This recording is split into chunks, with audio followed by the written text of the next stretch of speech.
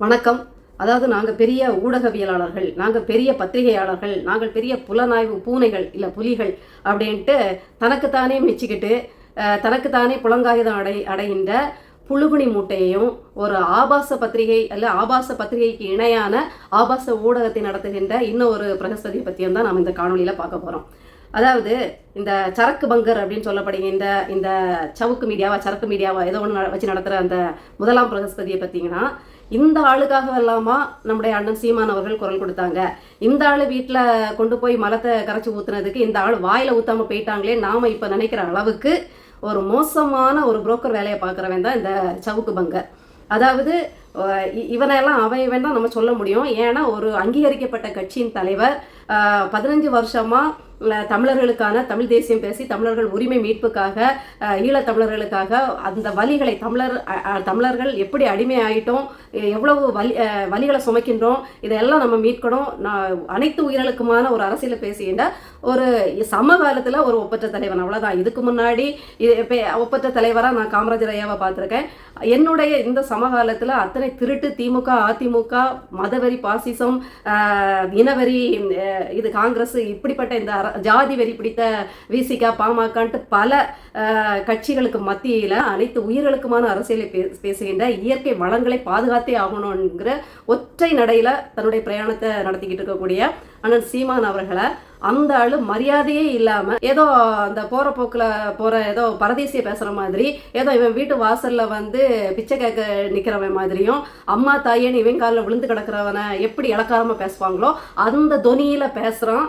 அப்படிப்பட்டவனுக்கு வந்து இவ்வளோதான் மரியாதை அப்படிங்கிறத நம்ம சொல்ல முடியும். ஏன்னா அதாவது ஒரு புழுவுக்கு கூட அதை காப்பாற்றினா அது ஒரு நன்றி உணர்வோடு இருக்கவங்க. நிறைய காணொலிகளை பார்க்குறோம். ஒரு அடிபட்டு விழுந்த இல்லை கூட்டிலிருந்து விழுந்த ஒரு குஞ்சு பறவையை காப்பாற்றி உணவு ஊட்டி வளர்த்து அதை கொஞ்சம் தெம்பானதும் பறக்க விடுறாங்க. ஆனால் பறந்து போகின்ற அந்த பறவை திருப்பி கொஞ்ச நாள் கழித்து தன்னுடைய இனத்தோடு அந்த வீட்டுக்கு வந்து நின்று அது அப்புறம் அங்கேயும் போக்குவரத்துமாக இருந்து அதை தான் தன்னுடைய தாயகமாக நினச்சி தாய் வீடாக நினச்சி வந்துட்டு போகிற மாதிரி எத்தனையோ காணொலிகள் பார்க்குறோங்க. அந்த அறிவே இல்லாத ஜீவன், ஆறறிவே இல்லாத ஜீவன், நாங்கள் தான் ஆறறிவாக்குவோம், பகுத்து அறிஞ்சிருவோம் அப்படின்னு மார்த்தட்டி கொள்கிற இந்த மனித மிருகங்கள் கொஞ்சம் கூட நன்றி இல்லாமல் நடந்து கொள்ளும்போது நாம் அவங்களுக்கு எந்த மரியாதையும் கொடுத்து பேச முடியாதுங்கிறத இந்த காணொலியில் நான் முதல் கட்டமாக சொல்லிடுறேன்.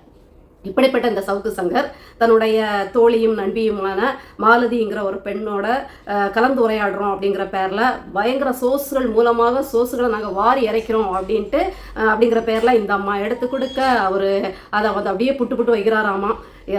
இந்த மாதிரி ஒரு புரோக்கர்த்தனமான வேலையை செய்கின்ற இந்த சவுக்கு பங்கர் தன்னுடைய புரோக்கர் தரத்தை எப்படியெல்லாம் செய்கிறாருன்னு நிறைய காணொலியில் நான் சொல்லியிருக்கேன். இருந்தாலும் ஒரு ட்ரைலர் மாதிரி பார்த்தீங்கன்னா, முதலாவது இந்த புரோக்கர் சங்கர் வந்து ஒரு சஸ்பெண்டட் கிளர்க், அதாவது ரகசியமாக பேண வேண்டிய ஒரு ஆவணத்தை இல்லை ஒரு ரெக்கார்டை வெளியில் பரப்பி அதற்காக கைதாகி பணி நீக்கம் செய்யப்பட்ட ஒரு உத்தமன். அதை மனசில் வச்சுக்கணும். ரெண்டாவது பார்த்தீங்கன்னா, திமுக ஆட்சிக்கு வரும்போது தன்னை ஒரு ரகசிய ஆலோசகராக, தன்னை ஒரு கேபினெட் ஆலோசகராக, தன்னை ஒரு இவரை கேட்டுதான் எல்லாம் செய்வார் அப்படி அவருக்கு, அதாவது திமுகவின் மூளையாக இருந்து செயல்பட வச்சிருவாங்க மாட்டாங்களா அப்படிங்கிற ஏக்கத்தில் எடப்பாடி பழனிசாமி அவர்களை வையின்னு அப்படி என்ன சொல்கிறது நாராக கிழிச்சறிஞ்ச ஆள் தான் இந்த சவுக்கு பங்கர். எடப்பாடி பழனிசாமி அவர்கள் உத்தமர், நல்ல ஆட்சி, பொற்கால ஆட்சி, அந்த பேச்சுக்கெல்லாம் நான் வரல. எனக்கு இன்னைக்கு வரைக்கும் ஐயா காமராஜருக்கு பிறகு யாருமே நல்லாட்சி கொடுக்கல, யாருமே யோக்கியர்கள் இல்லை, யாருமே நேர்மையான ஆட்சி கொடுக்கலங்கிறது தான் என்னுடைய வாதம். நான் அந்த பக்கத்தில் இருந்து சிறிது கூட மாறலை. ஆனாலும் அப்போது எடப்பாடி கொடநாடு கொலை வழக்கு வந்து எடப்பாடி தான் பண்ணிட்டாரு, முதல் குற்றவாளி அவர் தான் அப்படின்னு சொல்லி திமுக எங்கே தன்னை கூட்டுறாதா, தன்னை வந்து வாங்க சரக்கு சங்கர் நீங்கள் சரக்கு அடிச்சுக்கிட்டு ஐடியா தந்தீங்கன்னா நாங்கள் எங்கேயோ போயிடுவோம், இங்கே தமிழ்நாட்டில் மட்டும் இல்லை செவ்வாய் கிரகத்தில் கூட நான் தான் முதல்வராக வாய்ப்பு இருக்குது, உங்களுடைய மூளை அப்பேற்பட்ட மூளை, உங்களை பின்பற்றிட்டோம், நீங்கள் சொல்கிறத நாங்கள் கேட்டுட்டோம்னா அண்ட சராசரத்துக்கும் நான் தான் முதல்வர் அப்படின்னு சொல்லி கூப்பிட்டுருவாரு அப்படிங்கிற ஆசையில் ஆசை உள்ள பார்ட்டியாக ஒட்டிக்குவாங்கன்னு சொல்லுவாங்க இல்லையா, அதுதான் இந்த சரக்கு பங்கர். எங்கே பசை அதிகமாக இருக்கோ அங்கே போய் ஜம்முன்னு ஒட்டிக்கிறது, இதுதான் இந்த சரக்கு பங்கரோட வேலை. அப்படி இது பண்ணாப்புல திமுக கண்டுக்கலை. ஏன்னா திமுகவோட ஆட்சியில் தான் இந்த ஆள் கிளர்க் வேலை பார்க்கும்போது இந்த ஒரு வேண்டாத வேலையை செஞ்சுக்கிட்டு பணி நீக்கமே ஆனது. அதனால் திமுகவும் இந்த ஆளோட யோக்கியத்தனம் இவன் எவ்வளோ பெரிய உத்தமன் அப்படிங்கிறது தெரிஞ்சனால கிட்டக்க சேர்க்கலை அப்படிங்கிற உடனே இப்போ தெரிஞ்சு போச்சு திமுக நம்மள என்ன கூப்பிட போகிறதில்ல, இந்த பசங்க நம்மக்கிட்ட ஒட்டாது அப்படின்னு தெரிஞ்சு போன உடனே திமுக எடப்பாடி நல்லவராயிட்டாரு. அது வரைக்கும் கொடநாடு கொலையாளியா இருந்த எடப்பாடி மனித புனிதர் இல்ல, முதல்வர்களிலே புனிதமான முதல்வராக மாறிட்டாரு. இந்த திமுக ஆட்சியை போட்டு கிளின்னு கிழிச்சு அவனை ஃபர்ஸ்ட் நல்லா வைப்பான், இல்லை அவனை முதல்ல கெட்ட வைப்பான், அடுத்து இங்கே பணம் கிடச்சிட்டுனா இவங்க நல்லவன்னு சொல்லிட்டு இவனை கெட்ட வைப்பான். இப்படி பணத்துக்கு ஏத்தாப்புல தன்னுடைய ஜாகையை மாற்றிக்கொள்கிற, தன்னுடைய கூடாரத்தை மாற்றிக்கொள்கிற ஒரு பிராணி, ஒரு ஜந்து, அவல ஜந்து தான் இந்த சவுக்கு சங்கர், அதாவது சரக்கு பங்கர். என்னை பொறுத்த வரைக்கும் அது சரக்கு சங்கர் தான். அந்த மாதிரி இன்னும் சொல்ல போனால் விஜய் எப்போவோ அரசியலுக்கு வராரு அப்படிங்கிற மாதிரி ஒரு பேச்சு வந்த உடனே ஒரு ஹீரோயிசம், பெரிய ஹீரோ மாதிரி ஒரு பதிவு போட்டிருந்தாரு. இவருக்கும் விஜய்க்கும் தான் முதல்வர் போட்டியேவாமா.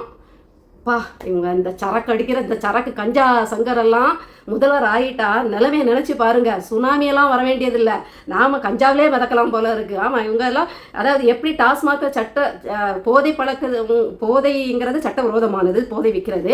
ஆனால் அதையே சட்டத்துக்கு உட்பட்டு டாஸ்மாக் போதை விற்கிறது திமுகவே இந்த கதி நம்மளை போட்டு இந்த பாடுபடுத்துதுன்னா, இந்த சரக்கு சங்கரெல்லாம் இந்த மாதிரி நிலைமைக்கு வந்துட்டா போதை மெத்து அப்படின்னு கஞ்சா இதில் தான் அரசாட்சியே நடக்கும். அதையும் சட்டப்பூர்வமாக்கிடுவாப்புல இந்த புரோக்கர் ஜந்து இருக்கு இல்லையா, புரோக்கர் குழு வந்துச்சுன்னா அவ்வளோதான், அதோ கதி ஆகிரும். இப்படி போட்டாப்புல இளவு எதையாவது பேசிட்டு இதுவே சிரிச்சிக்கும், அப்புறம் இப்படி ஏதாவது பதிவை போட்டு நம்மளை சிரிக்க வைக்கும். அப்படி ஒரு புரோக்கர் ஜோக்கர் அப்படின்னு கூட வச்சுக்கலாம். இப்படிப்பட்ட இந்த ஜோக்கரும் புரோக்கருமான அதாவது அந்நியன் அம்பி மாதிரி நினச்சிக்கோங்க. திடீர்னு அம்பியா மாறிடும், திடீர்னு மாலதி கிட்ட ரோமியோவாயிரும், திடீர்னு பார்த்தீங்கன்னா இன்னொரு கேரக்டரில் போய் புகுந்து விளையாடும். இப்படி எல்லா கேரக்டர்லையும் பணத்துக்கு ஏற்ற மாதிரி, வாங்கின காசுக்கு ஏற்ற மாதிரி தன்னை மாற்றிக்கொள்கிற ஒரு மல்டிபிள் பர்சனாலிட்டி, மல்டிபிள் டிசார்டர் கொண்ட ஒரு பர்சனாலிட்டி, ஸ்பிரிட் பர்சனாலிட்டிம்பாங்க இல்லையா. இப்படி தன்னகத்தே பல முகங்களை கொண்ட ஒரு கோர முகம் தான் இந்த சரக்கு சங்கர். இந்த சரக்கு சங்கர் அப்புறம் திமுகவை கிழிச்சு தொங்க விட்டாப்புல. அப்புறம் அங்கே கொஞ்சம் காசு கிடச்சா திமுக மருமகனை பேச மாட்டாப்புல. அடுத்தது இன்னும் எங்கேயாவது காசு கிடச்சிட்டா உதயநிதியை கொஞ்சம் பேசாமல் இருப்பாப்புல. அப்புறம் திமுக ஆட்சி நல்லதுதான், அதிகாரிகள் சரியில்லை அப்படிங்கிற மாதிரி இவன் வேலை பார்த்த காவல்துறையோட இதுகளெல்லாம் கொஞ்சம் அப்படியே சோர்ஸ் கிடச்சிதுன்னு புட்டு வைப்பாப்புல. அதிமுக கலட்டி விட்டுடுச்சு. மனித புனிதராக இருந்த எடப்பாடி அவர்கள் இப்போ அவருக்கு கொஞ்சம் கசக்க ஆரம்பிச்சாச்சு. அடுத்தது திமுகவும் கைவிட்டுடுச்சுன்னா கிட்டக்க சேர்க்கல அப்படின்னு சொல்லிடலாம். இப்போ யாருக்கு பக்கம் அப்படியே லைட்டாக சாஞ்சிருக்காப்புலன்னா நடிகர் விஜய் அவர்களோட பக்கத்தில் சாஞ்சிருக்காப்புல. அதாவது நடிகர் விஜய்கிட்ட ஆதவர்ஜுனா மூலமோ இல்லை ஏதோ ஒரு துப்பு மூலமாக தாவேகா கட்சிக்கிட்ட இருந்து பணத்தை வாங்கிட்டு இப்போ இந்த புரோக்கர் அண்ணன் சீமான் அவர்களை எகத்தாளம் பண்ணிட்டு தெரியுது. ஏற்கனவே முதல் தடவை ஜெயிலுக்கு போகும்போதும் அண்ணன் சீமான் அவர்கள் தான் குரல் கொடுத்தாங்க. அப்போவே எல்லாருமே அண்ணன் மேலே பற்று உள்ளவங்க எல்லாருமே இந்த சரக்கு சங்கர் கஞ்சா போத ஆசாமிக்கு இந்த சைக்கோக்கு ஆதரவாக பேசாதீங்கன்னான்னு அவ்வளோ பேர் சொன்னாங்க. இருந்தாலும் அண்ணன் ஒரு மாண்பில் பெருந்தன்மையில் குரல் கொடுத்தாங்க. வேணும் வெளியில் அப்படி புல்லரிச்சு போய் அண்ணனை பார்த்து அப்படி பயங்கரமாக சீன் போட்டுட்டு போனாப்புல.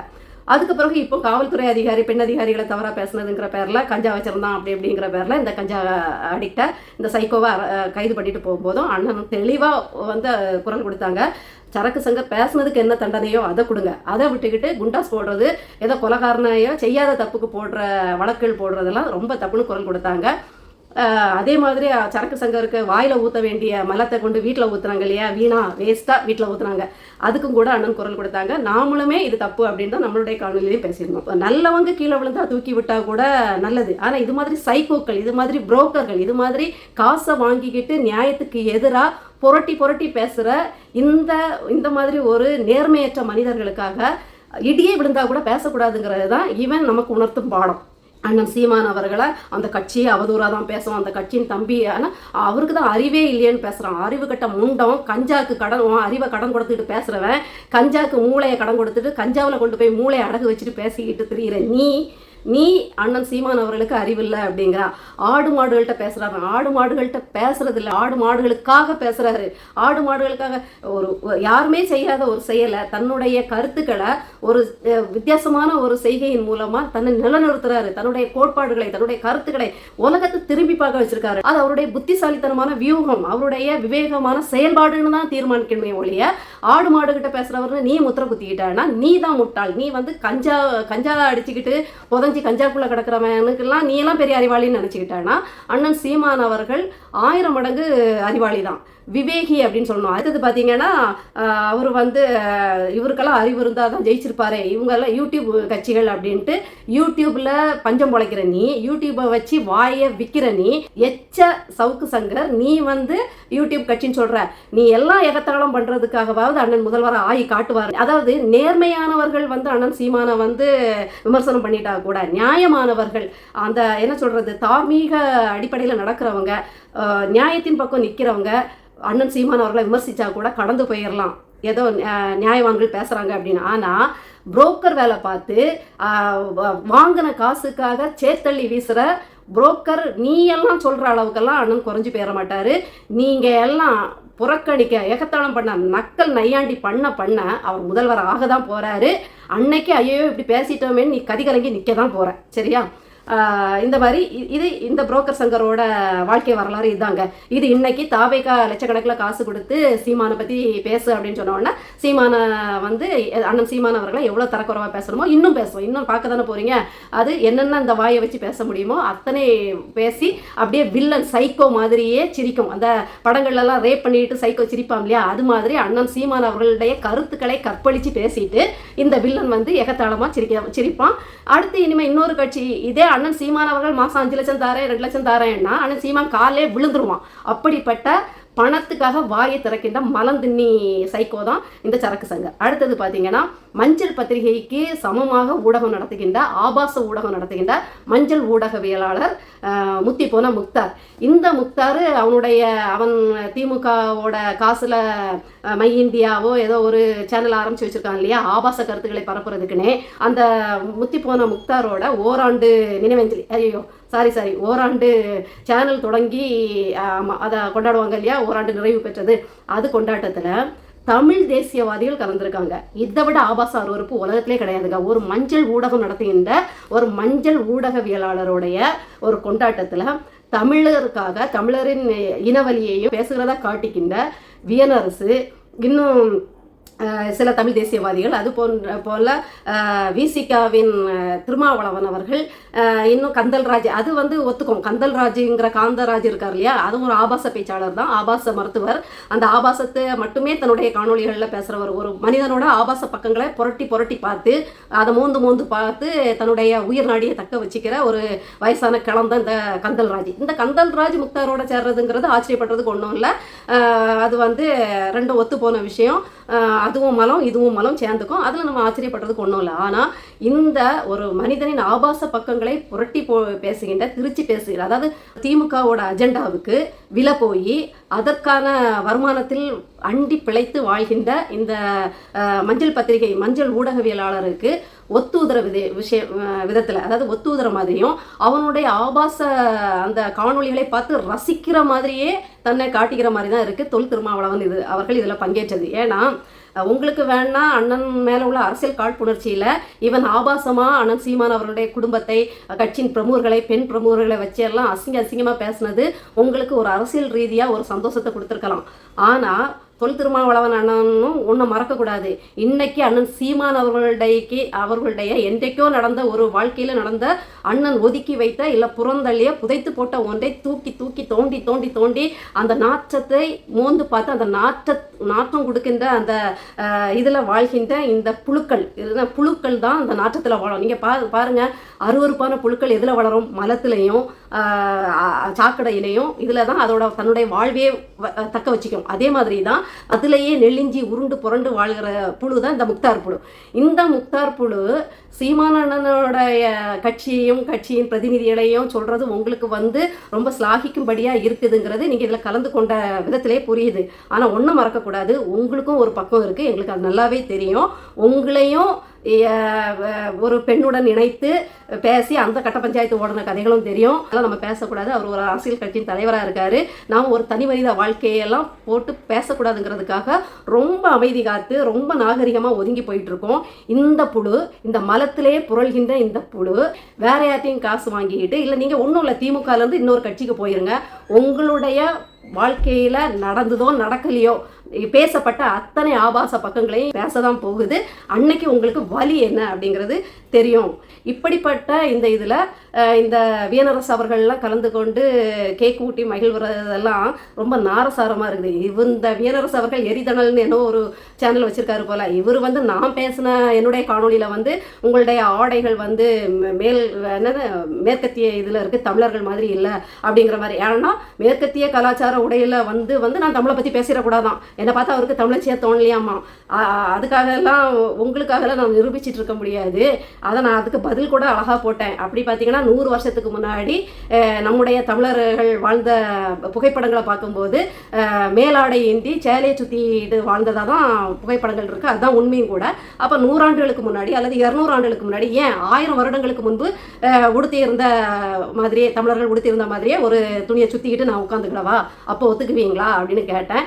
ஆளு பேச்சு மூச்சு இல்லை. இப்படி இவர்களுக்கெல்லாம் ஒரு காண்டாயிரம். அண்ணன் சீமானுக்கு ஆதரவாக, தமிழ் தேசியத்துக்கு ஆதரவாக நாம் உட்காந்து பேசிட்டோம்னா இவங்களால தாங்க முடியாது, இவங்களால ஏற்றுக்கொள்ள முடியாது. வந்து நம்மளுடைய எதை குறை சொல்லலாம்னு தெரியாது. உடனே இந்த ஆடையை வந்து சொல்லிடுறது. என்னவோ இவங்க வந்து அப்படியே ஆண்கள் எல்லாம் தமிழ்நாட்டில் தமிழ் தேசியம் பேசுகிறவங்க எல்லாம் அப்படியே வேட்டி சட்டையிலேயே போகிற மாதிரி. அப்படி பார்த்தா ஆண்களுடைய தமிழர்கள் அந்த காலத்தில் 200-300 வருஷத்துக்கு முன்னாடி கோவணமும் டவலும் துண்டையும் போட்டுட்டு தான் அலைஞ்சாங்க. நீங்கள்லாம் அப்படி போக தயாரா? அதனால ஆண்டுதோறும் மாறுகின்ற மனிதனின் கற்பனை வளத்திற்கு ஏற்ற மாதிரி, தொழில்நுட்ப வசதிகளுக்கு ஏற்ற மாதிரி, மனிதனின் சிந்தனைக்கு ஏற்ற மாதிரி மாறி மாறி வருகின்ற இந்த ஆடைகளெல்லாம் பற்றி, ஆடைகளை வச்சு எங்களை நீங்கள் வந்து தமிழரா இல்லையான்னு எடை போட்டுற முடியும்னா உங்களை மாதிரி ஒரு முட்டாள் கிடையாது. நீங்கள் முட்டாள் முக்தார் கூட்டத்தில் இருக்க வேண்டிய ஆள் தான் அப்படிங்கிறது இதுலேருந்தே நமக்கு தெரியுது.